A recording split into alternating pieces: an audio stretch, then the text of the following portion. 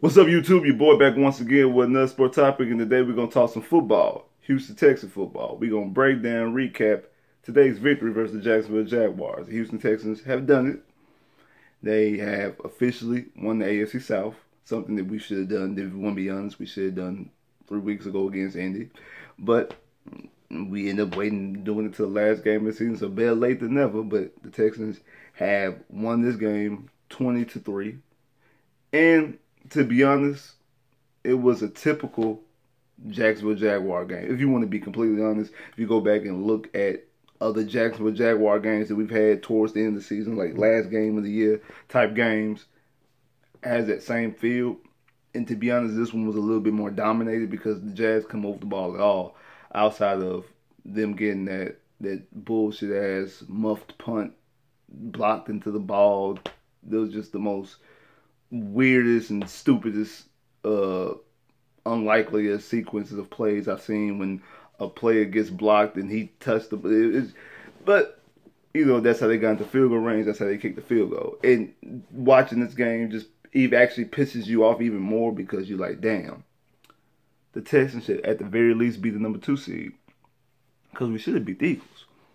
If you want to be honest, we should have beat the Eagles. You should have at very least been the number 2 seed. And you at the very least now, more than likely, because the Patriots did handle business against the Jets, which I still, I never thought that the Jets really had a shot.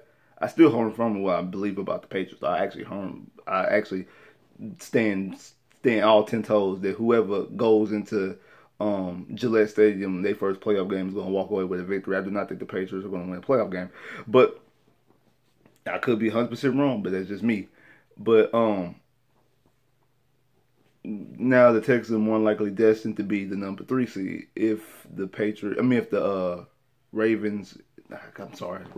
If the Raiders and the Broncos win and beat the Chiefs and beat the Chargers, if both those teams lose, then the Texans can end up being the number 2 seed. But if not, more likely they're going to be the number 3 seed, and they're going to be playing the winner of the Titans and the Colts later on the night. And if I'm not mistaken, I'm thinking Mariota more than likely not playing. So, like I said, my prediction earlier was the Titans, even though I want the Colts, because I'm probably the only Texan fan who don't want the Colts. I mean, who wants the Colts. Everybody else wants to stay away from the Colts. So, more than likely, if Gabbert's going to be playing, more than likely the Colts will win the game, even though it's in Tennessee, it's in Nashville. I want the Colts. That's actually what I prefer. I actually prefer to get the Colts. That's who I want to see. But I want to avenge my loss, and I want a legitimate statement playoff victory. And I'm about to get into that in a minute when I talk about statements. But just to recap this game and to recap the season, the regular season that the Texans have had. Texans started off 0-3 and wheeled off 9 straight. Now they've won 11-5, the second best record in franchise history. And to talk about this game was, like I said, to be honest, this game here was a typical Texan beating on the Jacksonville Jaguars. And even though I think the Jacksonville Jaguars are a better team defensively than they have been in years past, their offense was inept. And like I was saying during my my video earlier this week, that whole playing spoiler, they don't really care about that. These guys are friends on and off the field. They don't care about that. They hang out on and off the field. They don't really care. And if you got a lead, now if you had the game close, if the game would have been 3-7 throughout the whole game in the fourth quarter, then they still have some pep in them. But you go up 17-3 at halftime, they don't really care about this game. They really don't. They really don't. Now, some decisions that was done in this game that was kind of stupid, like the touchdown that was not a touchdown on Deshaun. I want to talk about that. I want to talk about that play specifically. I like the way Deshaun ran on that play. I don't ever want him to do that ever again. Because, like I said, if number 4 goes down, your season goes down. I don't want him to do that unless it's the Super Bowl and you guys go to win Super Bowl. Other than that, I'm really not, I like to see that he's capable of doing it. Don't want to see him to ever do it again. It was one scramble that he had where zone read that he broke out and cut and make somebody juke and make somebody miss. That was a sweet run. But we ran him a lot in this game. I wasn't expecting that. I wasn't expecting us to run him a lot. But like I said, this is just me personally. I really didn't have no faith in this running attack all year. I know the numbers said different. I know at one point they were the number 3 rushing attack in the NFL, and Lamar Miller was approaching 1,000 yards and all that type of stuff. I never had any faith in this run attack. One, because of the offensive line, and two, because of the backs we have. I said I'm not really all that high on Lamar Miller. I like Lamar Miller. I never thought we used him properly, but I'm really he's not, like I said, my whole thing with Lamar Miller, he's not 20 to 25 carry type of back. He's not a full-time back. Alpha Blue is limited. He is what he is. Deontay Foreman, I'm hopeful, but one, he's coming off the Achilles, and the same thing with him. I'm thinking he's more of a guy who split carry. I think that they both are guys that you give the ball to around 15 times a game, between that 10 to 15 range. Let them split that amount of carries and kind of use that kind of ground and pound or was it like Hammer and Thunder, whatever the little nicknames they used to have for dual threat running backs and things like that. That's why I think that they're most better used as. If you use Lamar Miller as outside and little swing passes, and if you use Deontay Foreman as running more of an inside guy, I think that you would see more production out of the ground game. But the offensive line, you have your issues with that. So it's kind of hard to generate a ground attack. Now, for the most part this year, they were able to do it, mostly because I think you have people like Hop. You had Will Fuller at one point throughout the season. So you had safeties that had to be out the box. So the box was freed up. Then you also had Deshaun Watson, who made off-play schedule, who helped contribute to having that ground attack. And he's the best dynamic running back of this situation. One, because Deshaun Watson is clear. He proved it year in. He's been proving it week in and week out, and even more so today, that he is the best young quarterback in the NFL and the best dual threat running back. I mean, the best young quarterback in the NFL and the best dual threat quarterback. He's now he's probably not the best runner. You probably get it if you're talking about just straight running the football as a quarterback. It's probably Lamar Jackson. If you're going to line up all the quarterbacks that's playing right now, it's probably Lamar Jackson. And if you're talking about passing quarterbacks, the way Patrick Mahomes is slinging that rock around, it might look like it's about to be Patrick Mahomes. But the combination of both is Deshaun Watson. The passing attack, even though he doesn't have the gun that Mahomes has, the accuracy, the way he's able to throw the ball downfield with accuracy, the way he makes plays with his arm like a quarterback should, that, and then also the way he makes off-scripted plays with his legs, the way he extend plays and extend drives with his legs. So he's the combination of both. He's the best of both worlds. He's not the best running back. He's not the best running quarterback. He's not the best passing quarterback, but he's the best running passing quarterback. To make that clear, he's the best running passing quarterback, and he's also the best, in my opinion, the best young quarterback, especially with that dog he has in him, that winning mentality, the way that when the chips is down, he elevates his play. He doesn't just play the same. He elevates. He plays even better when it's under pressure. So that's why I think that he's the best young quarterback right now.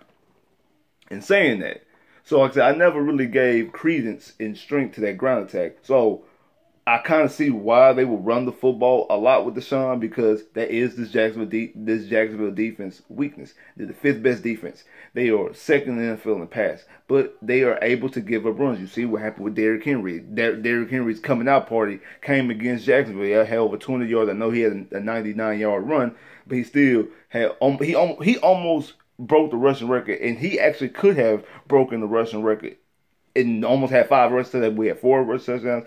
Could have 5 rushing touchdowns. Could have broke the record. In my opinion, I think that's kind of troubling to Tennessee, because he took himself out. He subbed himself out while the fans and everybody Vrabel wanted him to run. That kind of symbolized a heart issue to me, that the moment was too big for him, and then he had that lame ass excuse, well, I want everybody to eat. I understand that, but when it's your moment, you got to take your moment. You got to seize your moment. You were approaching the rushing record. Come on. Come on. You could get the most rushing yards in NFL history in the game. Nobody's ever rushed for 300 yards in a rushing game in a game. And you could have did that, and you passed that up. In the game that y'all shut in, it'd be different as a game that y'all need to pass the ball to win the game. Y'all blowing them out. Y'all running all over them. It'd be different if it was a game that, you took yourself out because you wanted to get them into a pass set because you want to win the game, and they need to win the game through Mariota's arm. You ran. It was just, to me, that symbolized a heart issue to me, that he ain't got that heart. But hey, we ain't talking about Derrick Henry right now. But that's just my little 2 cents. But this is the type of defense that you're playing against, who is subject to give up those type of rushing numbers.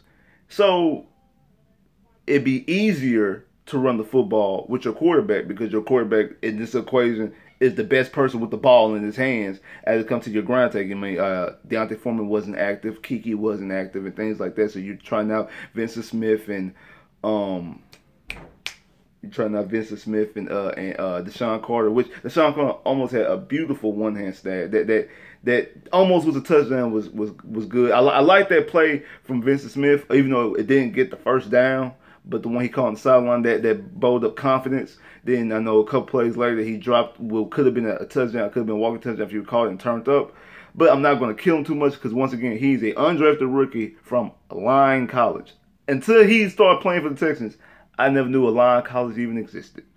So I'm not going to crush him too much on that. I mean, of course, I would like for him to have it, but it comes, he's a rookie for one, he's an undrafted rookie for two, and he's coming from Limestone, a Lime College. I don't even know which one is either Limestone or Lime. I don't know, one of the two. But he's playing in a big moment. So I'm not going to crush him. I'm not going to crush him too much on dropping that catch. Of course, I want him to have that catch, but it's part of the process. It's part of the process when you're working in these young receivers, when you only got somebody like Hop. And Hop actually surprised me today, putting up over 147 yards. Now he has his career high in yards and catches. Same thing with Deshaun. Deshaun's the first quarterback in NFL history to throw for 4,000 yards, rush for 500 yards, throw for at least 25 touchdowns, and rush for 5 touchdowns.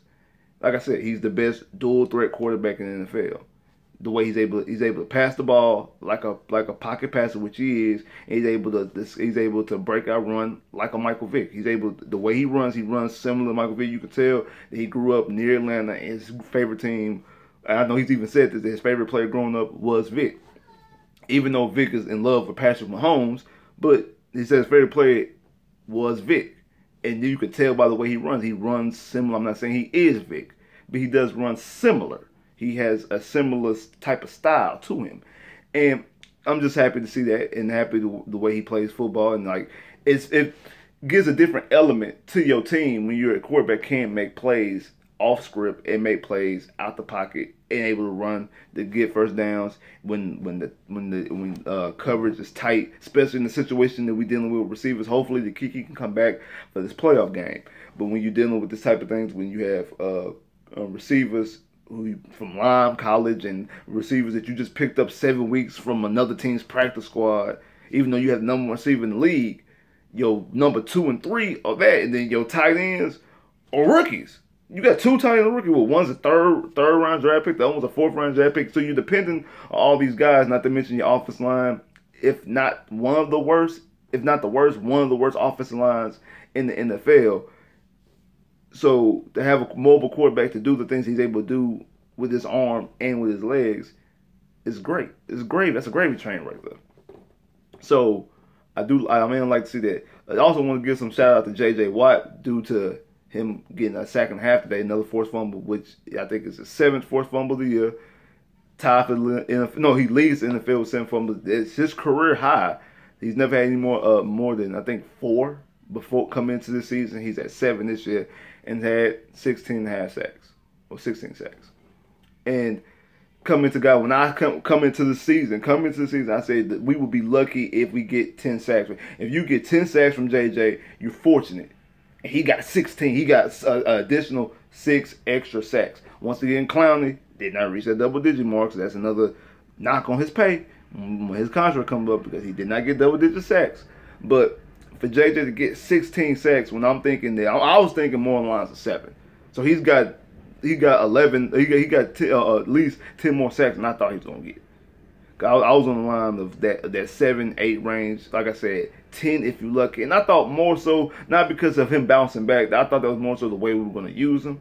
But as the season got along, you start using JJ the way that JJ normally has been used. And you kind of seen towards the end of the year, 'cause I know the game against last week against the Eagles, he looked a little gas.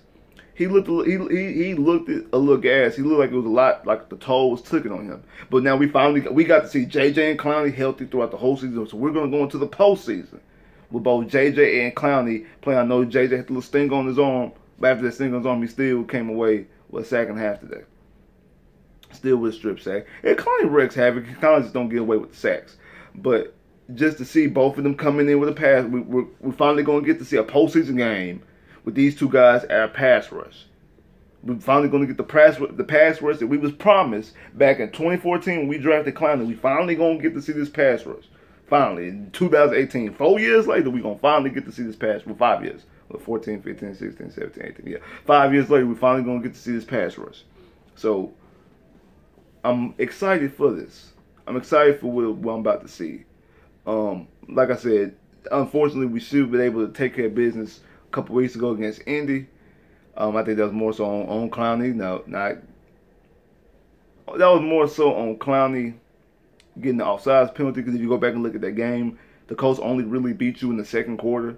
Yeah, I think they didn't even have a first down in the first quarter, and then the second half, I think they only got 6 points in the second half off 2 field goals.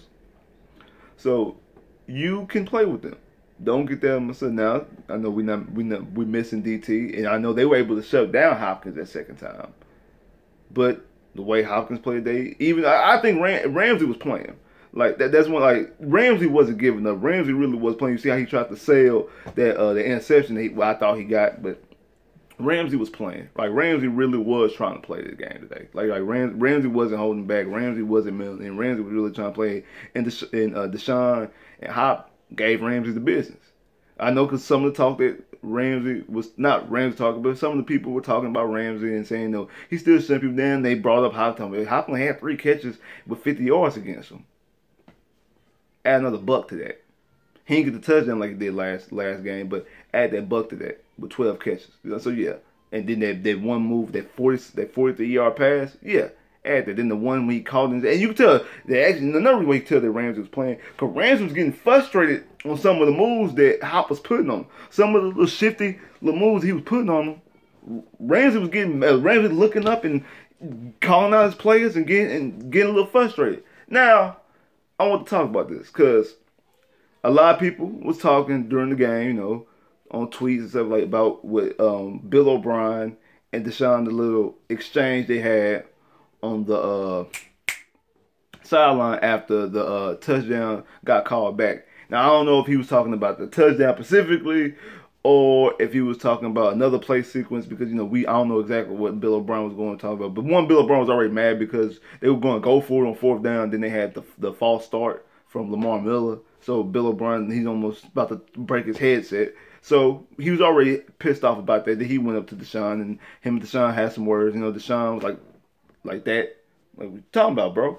And Bill O'Brien didn't really get all up in his grill, but Bill O'Brien was firing back in Bill O'Brien fashion, and the people can't believe how Deshaun to slap Watson. I mean, Deshaun to slap Bill O'Brien, get up in Bill O'Brien get up in Watson's face. Bill O'Brien's a hothead. I know someone said people talking about showing him, but I don't think that Bill O'Brien was trying to show Watson up. I just think Bill O'Brien's a hothead, and he's a hot-headed person. When a hot-headed person is hot-headed, they go up in people's faces like that. That's just his personality. I don't think he means no harm by it. I don't think he's trying to embarrass Watson. Why would he try to embarrass Watson when he knows that the key to you winning a championship is strictly on the arm and legs and shoulders of number 4. You ain't winning nothing without number 4.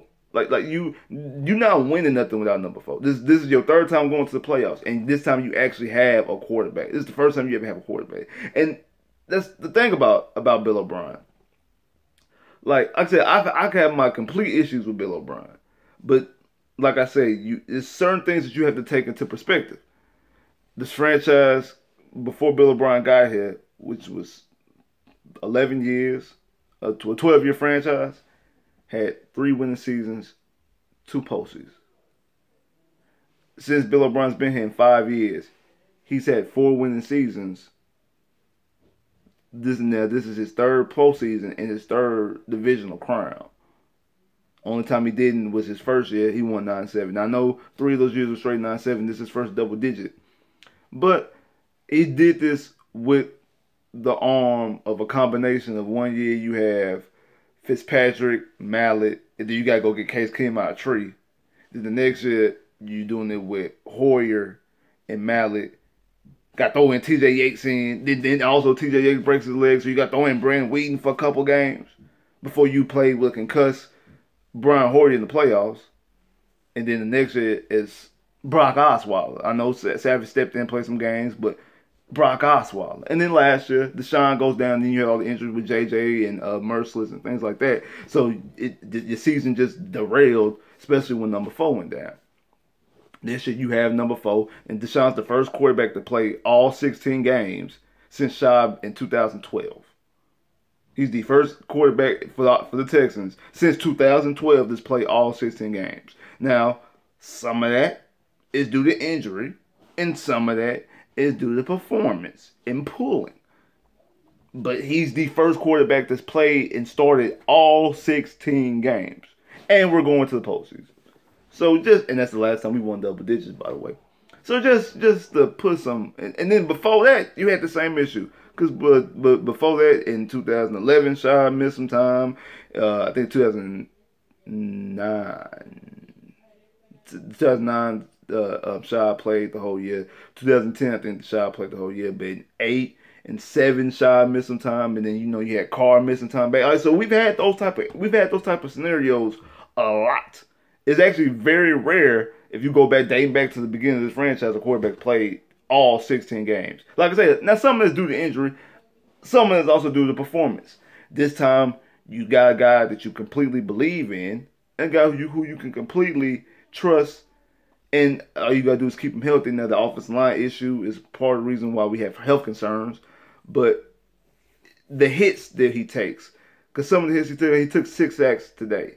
Some of those sacks were on him, and some of those sacks were clearly on the offensive line. You just see how bad the offensive line played. And I think that's going to be something that's going to hold you back from doing what you want to do. Not to mention the deploy of weapons. You don't have Will Fuller. You don't have, hopefully Kiki comes back. But if you don't have Kiki, like I said, you're going to a playoff game with Vincent Smith, an undrafted rookie free agent from Lyon College, Deshaun Carter, a guy who you picked up 7 weeks ago, that's your number 2 and 3 receiver, and you are 1 hit away from throwing Joe Webb out there, playing the slot, or worst case, playing outside. Those are the type of situations that you got going on with you. That's the type of situation that you have going on. Now, I know injuries are part of the game. A lot of players, a lot of teams dealing with injuries. Get that, I understand that. But injuries in certain situations, in certain instances, in certain positions, in certain times and junctions of games and seasons are factors. And you have to take all those factors in when you evaluate a player's play and a coach's style. You have to. You have to take it in. You can't just show up and be like, I don't like you. And if you want to do that, that's perfectly fine. That's your business. But if you want to show up and just, I don't like this player or I don't like this coach, get him out of here. But you're not understanding the situation that this person's in. You know, like Kareem. A lot of people hate Kareem Jackson from his rookie year. Kareem is a 100% different player from his rookie year to his this year. And Kareem definitely, and he proved it again today that he should have been a Pro Bowler. And I think the thing that hurts Kareem the most, or why he wasn't a Pro Bowler, was because of the position he plays. Because he plays a hybrid / corner / safety. Now, I think they should do it like fantasy football. Nobody has fullbacks anymore. So on the offense, take a fullback off, make a flex player, and that flex player is somebody like Alvin Kamara, somebody like McCaffrey, like a player who's, yeah, they have a technical position, running back, receiver, whatever, but they do a hybrid of so much, they a flex player. And the same thing for defense. And now you're gonna have one. You ain't gonna have 10 of them. But you're gonna have one on offense and one on defense. And the defense flex player is like a nickel corner, a corner / safety hybrid, because Kareem might play corner in some sets, and another set might have to play safety. Or due to an injury, gotta play corner the majority of the game. Or due to an injury, gotta play safety the majority of the game. But he's really not either one. He's more so of the in-between guy if the team is fully healthy. And he plays majority of the snaps, but he's rotating because of the packages. So he's a victim of that, and he played damn good today. I think he actually played the best today. I know Hop had the numbers. I know Deshaun had looked good. I know JJ got the sack, but the way Kareem was playing today, Kareem played the best football in my opinion today. Today he played the best out of anybody on that field today. Kareem was knocking passes down. He was stopping on key downs. He was running with his man. I know it's Blake Bortles in that offense, but I think he played a damn good game today. So, all that's being said, we're going to watch and see what happens later on, see if the Texans can somehow sneak into the number 2 seed, but more than likely we'll be watching the winner of the Titans and the Colts game to see who's our opponent for the playoffs next week. More than likely the Texans will be a 3 seed. I don't know if they play Friday or Saturday. More of that going to come probably later on tonight when they get the seedings and all that type of stuff and get the schedule correct. So, like, share, subscribe if you haven't, comment below if you haven't, click that give me. I said that all the way wrong. Like, share, subscribe. If you haven't, click that bell to get more videos. Comment below. Holla.